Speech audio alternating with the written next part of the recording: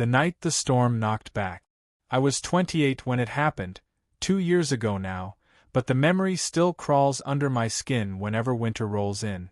It was the week before Christmas, and instead of dragging myself through holiday season traffic and office chaos, I'd finally earned enough remote work credits to stay home.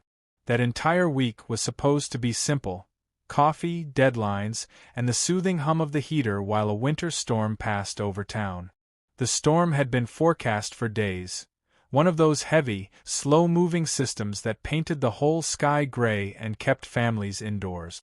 By noon, when I finally rolled out of bed and opened my laptop, the wind was already slapping the side of the house like it was trying to warn me about something. The hours passed quietly. I sat at my desk by the window, the warm mug of coffee doing its best to fight off the creeping cold threading through the walls. Outside, the snow drifted down in thin, lazy flurries. By late afternoon, it had become a thick white curtain, swallowing the neighborhood whole. No streets, no driveways, just shifting shapes under blankets of white. I thought about grabbing dinner, but one glance at the roads told me everything: absolutely not. So I stayed inside, settled into my chair, and watched the storm build its rhythm. And then, just after sunset, something unusual flickered outside my window. A thin beam of light cut through the snowfall, jerking left to right, completely out of place in the frozen, pitch-black evening. At first, I thought maybe someone nearby had lost a dog or dropped something in the snow. The storm was too brutal for anyone to be casually wandering around, but what else could it be? I watched from my desk for a few seconds, curiosity fighting with unease, before finally standing and stepping closer to the window. I pressed my forehead gently against the cold glass and squinted into the darkness. There, the light again. A flashlight. Someone was walking along the side of my house. Before I could make out a silhouette, the beam vanished, either turned off or hidden behind something. The storm swallowed everything again. I stepped back. My heart was beating faster than made sense, but I forced myself to sit down. Probably a neighbor. Probably nothing. That's what I told myself. But the house didn't agree. For the next 2 hours, the wind whistled under the eaves, rattling the gutters and sending hollow knocks through the siding. Old houses make noise in storms. Everyone knows that. Still, some of the sounds didn't feel random. A creak too long. A soft tap that wasn't repeated by the wind. A faint shift, like weight moving across a floor. I kept stopping, listening, holding my breath. Nothing. Until the thud. A sharp, heavy crack echoed from somewhere downstairs, loud enough to vibrate through the floorboards under me. It wasn't the house settling. It wasn't branches hitting the siding. It sounded like something breaking. Inside. I stood so fast my chair rolled back. Heart pounding, I slowly walked into the hallway and down the stairs, calling out a cautious hello that disappeared into the storm's roar. The living room was empty. The kitchen silent. Lights still on. Nothing broken. Nothing out of place. I was halfway back up the stairs when everything died at once. Click. Darkness swallowed the house. Not dimness. Absolute, suffocating black, the kind where you can't see your hand in front of your face. The storm outside had smothered every hint of moonlight. The power probably just tripped, I whispered to myself, though it didn't make me feel any better. My breaker box was in the basement, the one place I really didn't want to go at that moment. But I didn't have a choice. Slowly, I descended the stairs again, one hand on the wall to guide me. Halfway down the hallway leading to the basement, I heard it. Something muffled. Something moving. Behind the basement door. I froze completely. The sound grew closer, soft, deliberate, brushing against the wooden door. And then, with agonizing slowness, the basement door creaked open. I couldn't see anything, only blackness within blackness, but I felt something there. Without a sound, I slipped sideways into the open bathroom beside me, leaving the door cracked so the hinges wouldn't betray me. I pressed myself silently against the wall. Footsteps emerged from the darkness. Slow. Heavy. Controlled. They approached the bathroom. My lungs locked. My whole body tensed. The footsteps passed inches from the doorway, so close I could feel the faint shift of air, but I saw nothing. Whoever it was moved like they knew exactly where they were going. They walked toward the stairs. Then silence. I didn't hesitate. I ran, blindly, hands stretched out, toward the garage door. I grabbed my keys, burst outside into the freezing storm, and dove into my car. I didn't breathe until the engine roared to life. By the time police arrived, the intruder was gone. Vanished. But what they found chilled me more than that night's darkness. The intruder had walked straight upstairs, directly to my office, then to my bedroom. They weren't wandering. They weren't confused. They knew exactly where I would be. Which meant one thing. They knew me. And they knew my home better than I ever realized. The cafe in the whiteout. The highway stretched endlessly in front of me like a frozen ribbon, swallowed by snowfall so thick it turned the world into moving static. I'd been driving since sunrise, determined to beat the storm and make it to my sister's place before the weekend. By late afternoon, though, the snow had become a blinding wall, and every mile deeper into northern Montana felt like crossing into emptier, quieter land. For the first time in hours, I admitted to myself that I couldn't keep going. My knuckles were white around the steering wheel as I scanned the roadside for anything, lights, buildings, another vehicle, but the storm had swallowed everything. Then, through the blur of white, a faint glow appeared at the edge of the road. I slowed, squinting through the windshield until a squat, wooden building materialized, half buried in snow. A cafe. Old-fashioned. Flickering neon sign. 3 cars in the lot. Relief washed over me. I turned in. Inside, the warmth hit me like a wave, though the welcome wasn't exactly comforting. A woman behind the bar nodded politely. 2 men sat in silence at opposite ends of the counter, steam curling up from mugs of coffee neither of them seemed to drink. The atmosphere was wrong, so still it felt staged. I sat by the window, shaking off the cold. For a moment, everything was peaceful. The storm outside muffled the world into silence. I tried focusing on the snow piling against the cars, telling myself this was just another strange small-town moment. But something about the older man at the counter wouldn't stop pulling at my attention. His skin was pale and sunken, like a person who hadn't slept in days, or had been living on nothing but caffeine and cold air. His eyes never blinked, never moved, until suddenly they did. And they locked directly onto mine. A shiver trailed down my spine. Before I could look away, the younger of the 2 men stood abruptly. "Roads are closing soon," he muttered. "Gotta reach my cabin before they do." He left. No one responded. The moment the door shut behind him, the older man rose too, walking out without a word. The bell above the door chimed softly, an oddly cheerful sound in a room otherwise full of dread.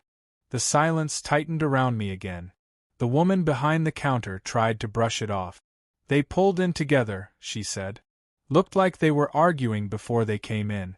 Maybe they're just having one of those nights." I nodded, but the explanation didn't settle in my chest. A few minutes later, I checked the window again. Both cars were still there. But neither man was inside them. Or anywhere near them.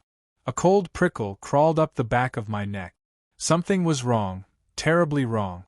Driven by unease, I stepped outside, letting the freezing wind slice across my face. The parking lot was empty, silent except for the howl of the storm. Where could they have gone in that short amount of time? My instincts screamed at me to leave. I trudged through the snow to my car, praying it would start and I could get out of here. But when I turned the key, nothing. No sputter. No click. No sound at all. My heart dropped. I tried again. Still nothing. Then realization hit me like a punch. Someone had tampered with it. Deliberately. Panic swelled in my chest. I scrambled out of the car, whipping around toward the cafe. And that's when I saw him. The older man, the one with the dead-eyed stare, emerged from the tree-line behind the cafe, his silhouette barely visible through the swirling snow. He wasn't stumbling or shivering. He walked with purpose, heading directly toward the cars. toward mine. I felt something raw and instinctive surge through me, fear so sharp it jolted me into motion. I sprinted back into the cafe, slamming the lock on the door. "Call the police," I gasped. "Now." The woman hesitated, confused, until she saw the figure approaching through the storm. Her face drained of color as she fumbled for the phone. A moment later, the man reached the door. He pressed his hand against the glass and stared in at me, eyes red, jaw rigid, breath fogging the window in slow, deep huff. When he saw the door locked, his expression twitched into something cold and knowing. He banged on the door once, hard, and then turned away, disappearing back into the storm like he had never been there at all. The police arrived minutes later, but by then the man was gone. Only 3 cars remained in the lot. Mine, the woman's, and the younger man's. What the officers found behind the cafe would change everything. The police didn't say much after taking my statement. Maybe they didn't want to scare me, or maybe they didn't have anything concrete to offer. But as I drove home on that slashed tire, slow, wobbling, the car barely holding on, I couldn't shake the image of that man standing in the wood. The way he moved, the deliberate silence, the way he watched me through the trees. Even after I got the tire replaced and made the long return drive back home, the feeling stayed. It clung to me like frost on glass, quiet, thin, dangerous. I kept replaying the moment that drove the fear straight into my spine, the light turning off in the forest the very second my call dropped. Someone had been there. Someone who didn't want me to be able to call for help. When I finally got back home, unpacking my things felt surreal. I kept glancing out the windows, checking the locks, double-checking them again. Every creak in the house felt wrong. Every gust of winter wind against the door pushed my heart right into my throat. For weeks after the incident, I found myself studying faces without meaning to. At the grocery store, at the gym, when I walked into work. It felt strange, almost paranoid, but I couldn't stop.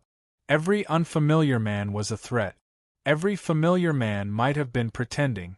The scariest part wasn't the break-in during the snowstorm from my first story. And it wasn't the man at the cafe who slipped back into the woods with murder in his eyes. It was this new idea sitting heavy in the back of my mind. What if more than one person knew me? Knew my routines? Knew where I lived? What if the woods incident wasn't random at all? I tried to ignore it. I tried to convince myself that it was all just a coincidence, that I'd gotten unlucky twice in the same winter season. But something inside me knew better. One night, about 3 months later, something happened that made everything come crashing back. I had just finished making dinner and was rinsing off the dishes when a sharp, metallic sound came from outside. Not from the porch. Not from the wind hitting the house. From the driveway. Slow. Deliberate. A sound I had heard before, months ago, when I found the slashed tire. Metal scraping rubber. I froze. No snow this time. No blizzard. No excuse for darkness or visibility. And this house was in a much busier neighborhood. People walked their dogs outside. Cars drove past regularly. There was no reason for anyone to be near my car. I turned off the faucet and walked to the window, keeping the lights off so I wouldn't be seen. Slowly, carefully, I peeked around the edge of the curtain. There was a man crouched next to my tire. Not the woods. Not the cafe. Here. My home. He wasn't slashing the tire, at least not yet. He was running his hand along it, feeling the rubber, checking something. His head turned slightly, like he was listening for movement inside the house. My stomach sank as I realized. He wasn't here to disable my car. He was checking to see whether I'd learned anything from last time. I backed away from the window, trying not to make a sound, my heart punching against my ribs. I grabbed my phone and dialed 911 with shaking fingers. "Someone's outside my house," I whispered. "He's right next to my car." "Stay on the line with me," the dispatcher said. "Police are on the way."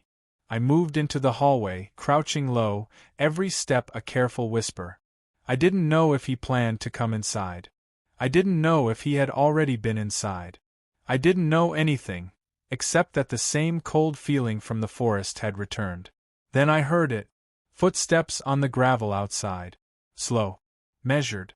Coming closer. He wasn't leaving. He was approaching the house. I held my breath as the footsteps reached the porch. Then they stopped. The doorknob turned. Just once, like a test. Like he was checking if I'd locked it. I pressed myself against the wall, phone still in my hand, barely breathing. Seconds passed like hours. Finally, sirens. Close.